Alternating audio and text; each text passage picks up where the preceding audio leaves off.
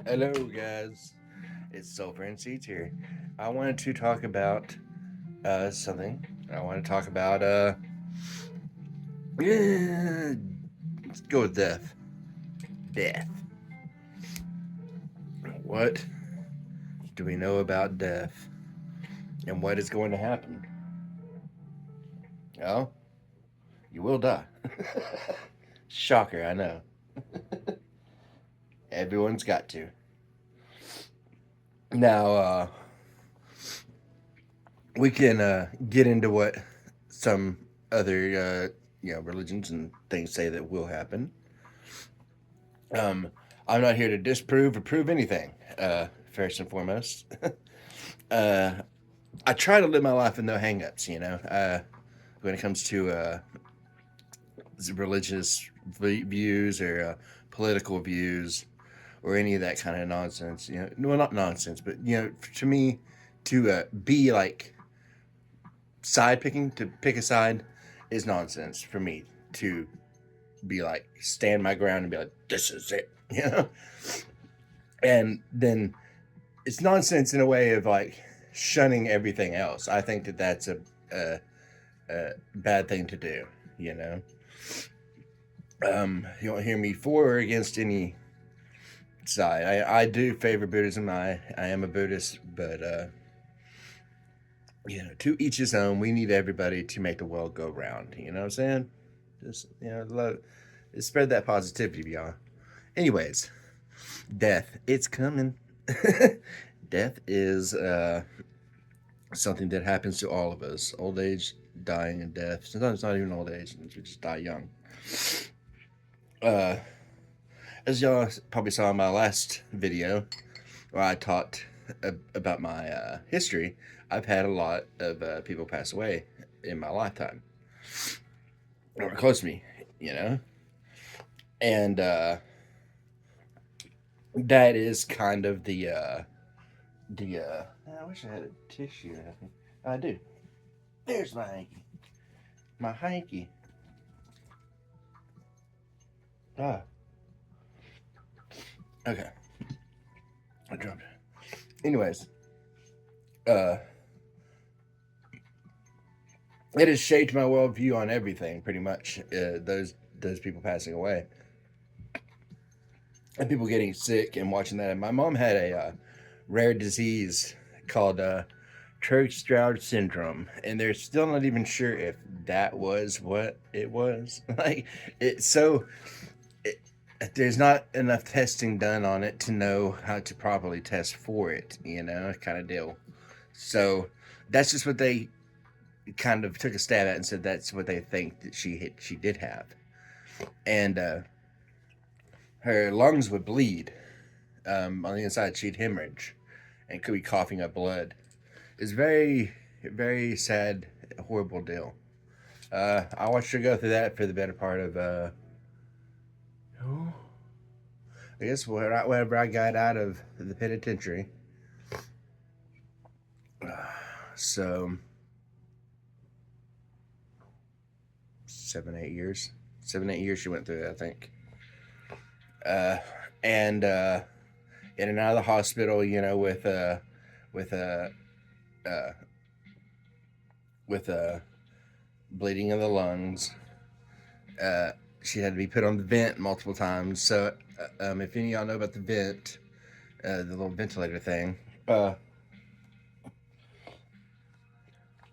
you can develop what's called ARDS on that, which she had ARDS too.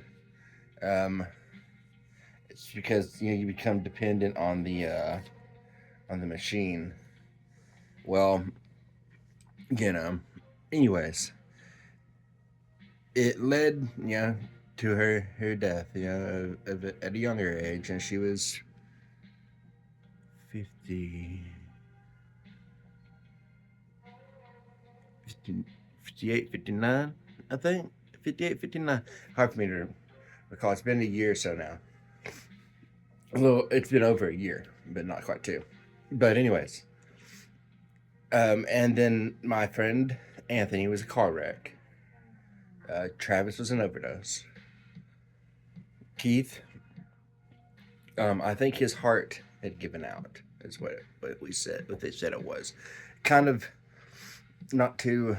I don't know all the details on Keith, which is yeah. It was just he wasn't living a very healthy lifestyle. Let's just say that, and you know, I think that had a factor to play in it too. But anyways, and then Roger, he died of a heart attack. You know. So, anyways, um, he all these people have passed away in my life, and every time it would happen, it was about once every 2 years someone would pass away for like the past 7 or 8 years. I would I'd reevaluate. You know, I'd try to I get checked almost. You know, like a big mind fuck every time. You know, like here you go, embrace that, take it with you, do what you want to do with it, and it was hard every time, but as I keep getting older, and it never gets easier. It never gets any easier. Um, what has helped? Well, I've not helped me. But what I've learned though, for sure, like out of all the big grand scheme of everything, when you're talking about uh, uh, what you call consciousness, uh, oneness, uh, nirvana, all the jazz that you can talk about. The yin yang. Talking about that other cultures. Smoke, mushroom hallucinations, all the stuff that I go over. The one thing that I know for sure is that we're gonna die. It's the one thing I know. And other things that I can put together is that this world and this universe seem to be like an on and off switch. Things come into existence and come out, but they always come back again. You know, the tree, bears fruit and drops seed, and then its children come back. And I had to believe that if the body itself degrades and goes back to the earth and will eventually be manifest as something else, eventually a big ass asteroid probably going to wipe out this whole planet at one point, and all the people in the graves, they're going to be glassed over. It's going to be it's total annihilation, and they too will be you know once again stardust. They'll be uh, form, the formless, the form taking formless shape, and they'll forever be transmuted into different types of matter and energy throughout time and space. I had to think the same thing about consciousness.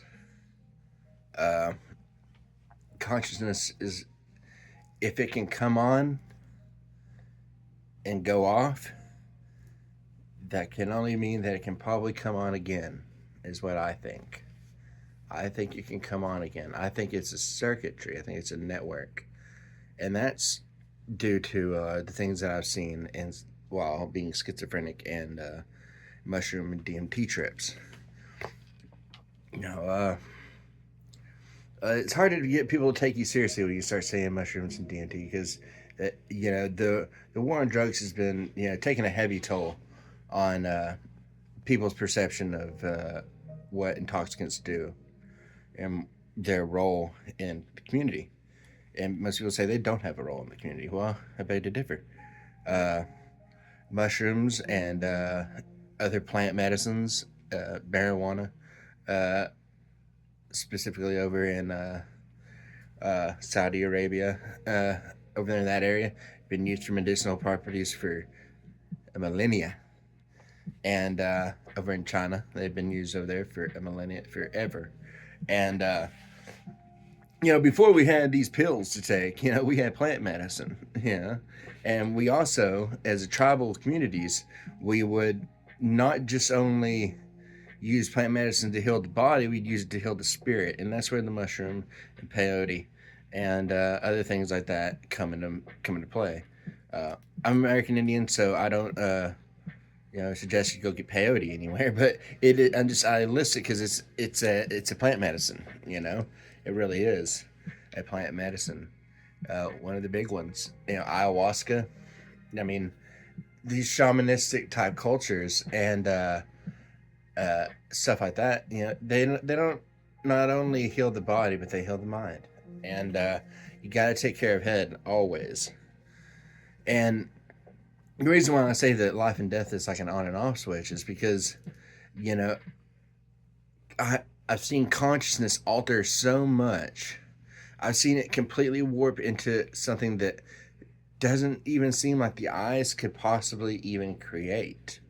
That it just is almost impossible. Like the most outlandish thing I've ever seen, besides my schizophrenia, because those made me feel, and there was a narrative, there was voices, that told me what was going on, what I was doing, and what to do. That was a little scarier.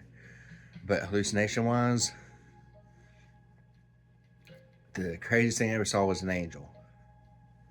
And I can only describe it as an angel because it's the only way I felt like it was an angel. I felt like this is an angel. It had 1,000 eyes, all different colors and all different shapes of eyes too. It's like animal looking eyes. And it was like this mass, like a mass of eyes.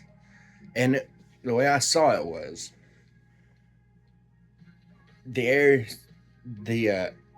it's like right in front of me started to dissolve away, like pixelate away. And it was like seeing into this other realm, like it was breaking through, and that it's like that haze is kind of going like, here you go, you can kind of look in there for you if you'd like to. And I see in there, and I see this 1,000-eyed being. And at the time on the trip, I felt such an underwater electricity kind of feeling that you get from like a stronger type of psilocybin mushroom. And there it was. And it didn't say anything. I've never had them talk to me, except for like machine elves, or as people call them machine elves. What I saw was more like a pixie. But anyways, I think that these things mesh with my schizophrenia to the point where I can see things in a little different light. I'm kind of used to seeing shit. But anyways, I saw this angel type figure, 1,000 eyes, no blinking, looking around, blinking independently. And I had this thought run through my head, which there wasn't much thinking going on at that point because I didn't think it was going to be that strong, but it definitely was. At this point, it was a bad trip, is what I would consider it, a bad one, because, well, not in the end, but during that time when I was going through it, I was like, this is a bad trip. I need to ride it out. It will not last forever, but this is not fun. And those are usually your most profound ones too, or your big ones. You're accidental, like, whoop, took a bit too much. And anyways, I looked at this being and I said, it's gotta have wings. It's an angel. So where are its wings?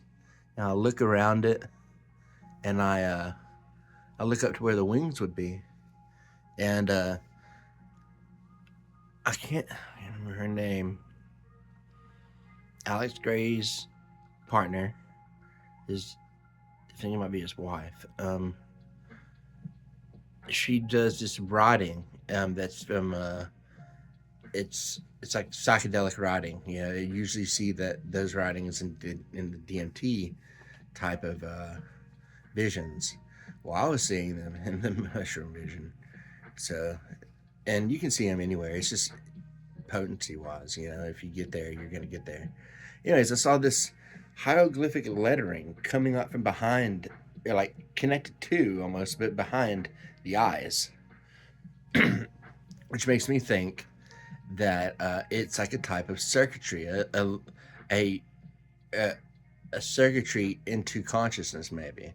So I'm thinking that once we die, we're probably plugged into something, like consciousness is like, and maybe those eyes are our eyes, and it's just looking out through us. I mean, there's a lot of possibilities when it comes to that angel. And a lot of people will say, "Well, you were just on mushrooms. You know, you're just tripping out. You're just seeing stuff." It's like, oh, well, why is everyone seeing the same fucking thing? You know, you talk to someone who does DMT, you talk to another person who does DMT, two separate rooms, never even done it before. You know, and never say they never even heard about it before. You can, yeah, I smoking it a few times, you know, 3 or 4 times. You get them both back together. They're gonna have some pretty close experiences to what the fuck they saw. They're gonna be like, "Oh, did you see the column heads thing? You know, like the columns that are like faces on each side." Yeah, I saw that. Well, isn't that uncanny? You know, it's like you think if you were hallucinating, it would just show you randomness. You know, it wouldn't be paired exactly with everyone else. Like if you look at the art of Alex Gray, he's a great representation. The guy who did the artwork for Tool, check him out. His artwork is spot on for what you will see. Spot on. You know, it's a nail right on the head. It's perfect. And that's why I think that consciousness, that if it doesn't come back on, there's definitely more to it. You know, there's definitely more to it than meets the eye. And we'll be talking a lot more about that in later videos. But anyways, to wrap this up, to me,